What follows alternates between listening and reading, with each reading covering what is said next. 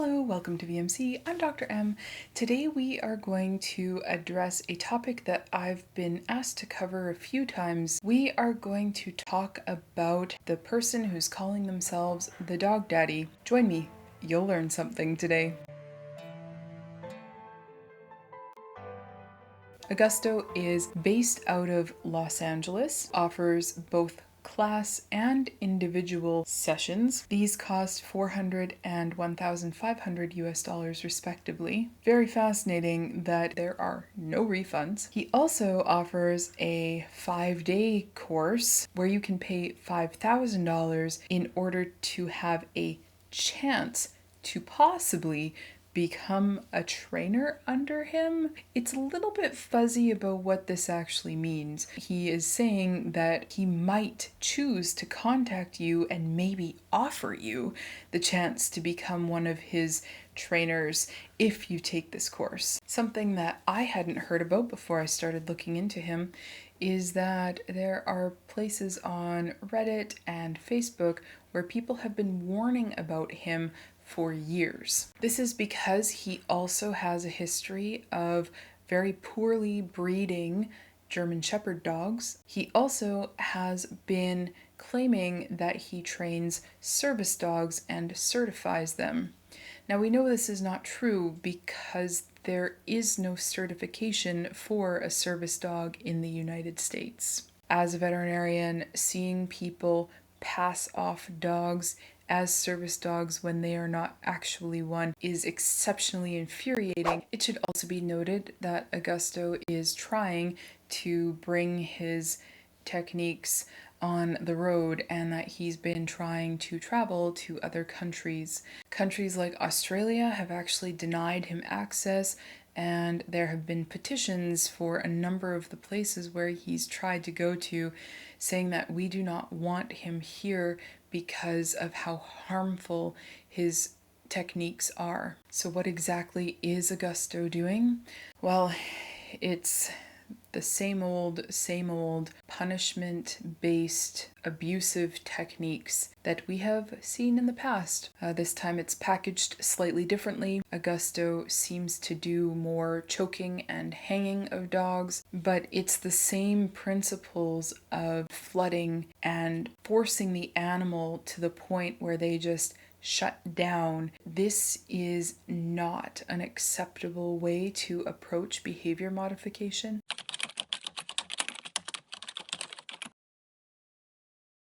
I'm not wanting to pick any of these. Just hold on, let me see the leash. Okay. So this dog is fearful and it's having painful pinching applied to its neck. What this does in the dog's mind is they think, oh, I see something, it's scary, and then I get hurt. So I'm right that this is scary, and it simply makes their fear worse. And when this happens for long enough, then the dog decides, well, I can't get out of this pain, so I'm going to try be aggressive in order to make it stop. So punishment and pain being inflicted on dogs increases the likelihood of aggressive behavior. You can let her go. So you can stay there, let's see. Yeah, see, and so, okay, I can't avoid, so I'm going to be aggressive because I want this to stop and I'm terrified. I feel like you're gonna kill me and I'm scared. And so this is what happens. And so this is the problem, right? So that's why So he lifts the leash up to choke the dog and cause it more pain. The dog figures out, oh, I'm going to literally die, and so I'm going to shut down. you can tell that she's comfortable with me just standing here and giving her space, but any changes. So he's incredibly wrong there. She's avoiding him, she's sitting as far away as possible, she's leaning away from him, her ears are tight, she's nervously licking her lips, and she's got whale eye. She's not in any way comfortable right now. She has a lot of potential. If I just work with her from a distance like this, I call this keeping them in a bubble. So she's gonna continue to be in a bubble. That means any new thing that triggers her, she does what she just did again. And it's always a problem. You can never completely trust her. Now, taking her to the next level would be that I'm going to desensitize her to the touch. I can move in different ways and she not be triggered by that. So he's wrong here. Anyone who has any behavior knowledge and education and understands appropriate research-based ethical behavior modification knows that the absolute key is that you use successive approximations in a way that the dog can remain successful and under their threshold while you are working towards whatever behavior it is. When you put the dog over threshold, they do not experience any desensitization. They get worse. In this moment, the dog might shut down and experience learned helplessness, and it's horrendous to watch. It's not okay. We know better, and this person needs to be doing better. So here's what we're gonna do. I'm just gonna put her like in a lockdown. So my hands can go on her. The first thing that I did is just make it ineffective. So she can't get away and she can't breathe, and then is forcing her to be touched. And you can see she's incredibly uncomfortable with it. That's not the way to do this. So see, the first thing she did is lay down because she doesn't know what to do with herself. Okay. Now every dog is different. I kind of go based on what I think is going to be the most appropriate approach for them. She's still going to be on the defensive because she's very afraid. So they've been punishing her and inflicting pain on her when she's scared. No wonder she's like this. Okay, so, come. Good. She's just nervous now, which is, yeah. So this dog is so stressed that she just had diarrhea. This is not acceptable or okay in any way. And if, like, these people should have stopped doing this to this dog a long time ago. But at the very least, when you see your dog so fearful that they can't hold on to their bowel or bladder, you need to get them out of that situation immediately. Harm is being done. She's literally peeing herself, and that's why you see a lot of these dogs like really. So now she can't hold her bladder. She is so scared. Like, just think about that for a second. Why would you ever subject your dog to this? It's awful. They're punishing her and inflicting pain on her when all she is scared. And my heart is broken for that poor dog. She has no way to get away from this situation. She can't do anything about it. So she's given up. This is called learned helplessness. So let's discuss a little bit more about what Augusto is actually doing and why it's so unethical and wrong to do. What Augusto is doing is clearly demonstrating that he doesn't have any education in research-based behavior modification and that he has zero understanding of how to use the vocabulary that he's throwing around and what it actually means to do it properly. When you flood a dog with stimuli, that means subject them to too much of something that they're unable to handle. They experience an extreme stress response.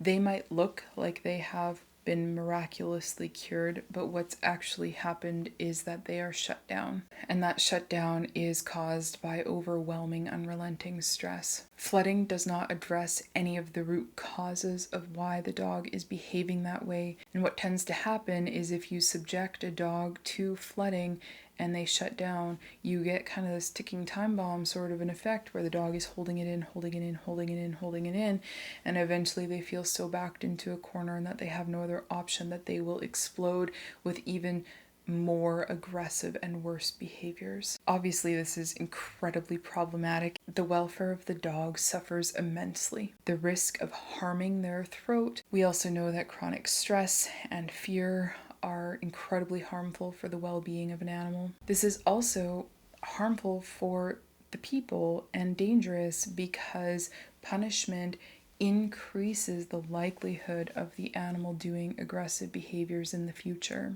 Learned helplessness occurs after the dog is subjected to prolonged suffering that it cannot escape or change or control. The dog becomes passive, gives up, and in the future will be less likely to want to learn or engage with their people. It also increases the risks of the dog developing anxiety and depression. So Augusto is forcing dogs into learned helplessness with a combination of pain, intimidation, choking, fear, and immense distress. These dogs haven't been fixed. They have been emotionally and psychologically crushed. Augusto's techniques are based on showmanship and sensationalism, ignoring the underlying state of why the animal is behaving this way. His methods are dangerous and are not supported by scientific literature, nor are they supported by any reputable research-based actual experts in behavior modification. It's also been demonstrated that research-based positive reinforcement, humane training methods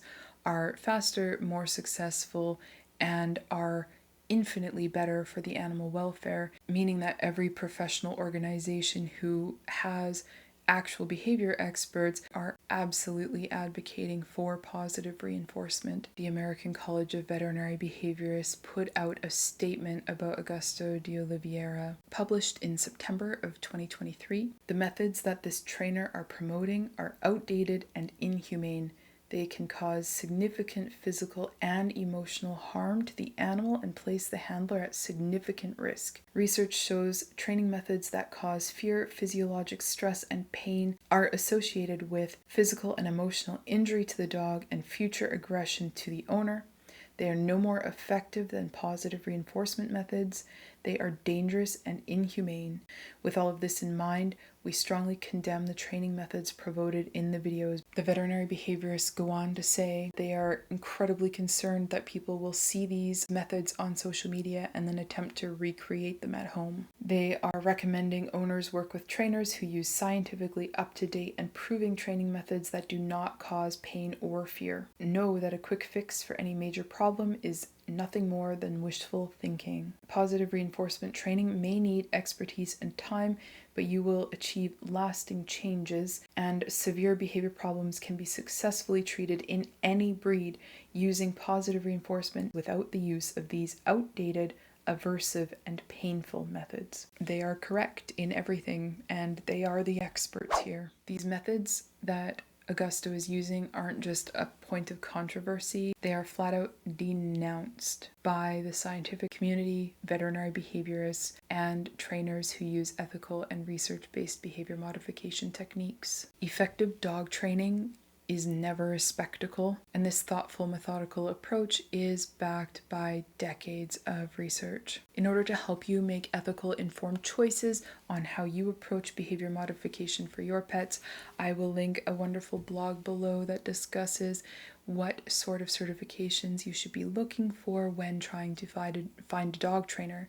Unfortunately, the dog training world is not a very well-regulated one. This is why people like Augusto pop up and cause so much harm. If you have a topic you'd like me to cover in the future, please comment it down below. I love to hear from you, and I read every single comment. I try to highlight a new comment each week. Here's the one from this week. Thank you so very much. I do put out a new video most Fridays, and I can't wait to see you in the next one. Take care. Bye. Oh, really? Oh, okay. Go for it, buddy. Yeah, go for it.